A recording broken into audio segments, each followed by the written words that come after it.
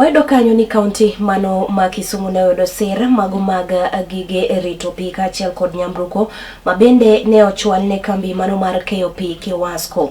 Ka mwandu mabed market kod mago ne ochiw kod duol mano mabende ochung' ne rango pi kaachiel kod aluora mar Nam Lolwe mano mabende idendo ni Lake Victoria South Water Works Development Authority. Kane otwake kindego mago mabende ne oneno kata ne oyango mondo maket koda magi, jalup gavana mano ma kaunti ma Kisumu moluor Matthew Owili ne owacho ni gige pigo biro bedo ka konyo e okang' mano maduong' midhiero mano mabende oganda jo Kisumu osebedo ka kale kanyo ma oting'o koso pi kaluwore kod odundu mago mabende obarore.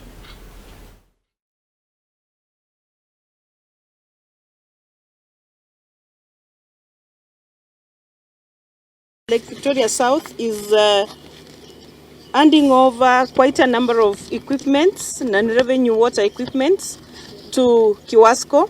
And Your Excellency, as we do this, we want to ensure that the county government of Kisumu and its environment is connected to sewer and the water supply system. Gikelo nwaka nyamburko, to gikelo nwaka bende gik mang'eny ahinya mwadhi tiyo godo mondo mi waduok chien gima dho ngere luongo ni non-revenue water. Sama wase kao pi mwagolo nam kata mwagolo aora ma wathiedhe mondo mi waterne joma dwa modho pi maler, to pi malal e kore kanyo kapok ochopo e tap mimodhe cha kata kapok ochopo e ot kucho emiluongo nang'owa non-revenue water. Sani Kisumu ka pigno atamalo mare malal en 28. Koro jo Kiwasco gi wasewuoyo godo kendo wawinjore kodgi ni koro nikech osekonywa kabisa gi jowagi, koro gitem matek ahinya mondo pi malal bang' kosethiedh pigno mondo kapok ochopo ne joka odog chien matin ne atamalo 20.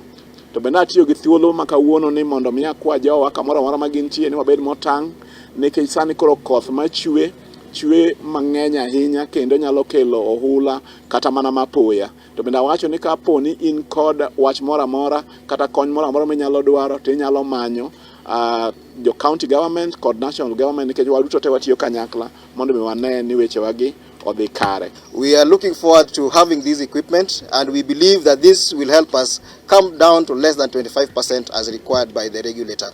So we extend this gratitude, and as Kiwasco we are very happy to have this equipment. And as has been said, there are quite a number of things going on, the pipeline that has been extended both for water and sanitation. We hope that everybody will be able to connect in town so that we have water and we are able to also curb the waterborne diseases that we have.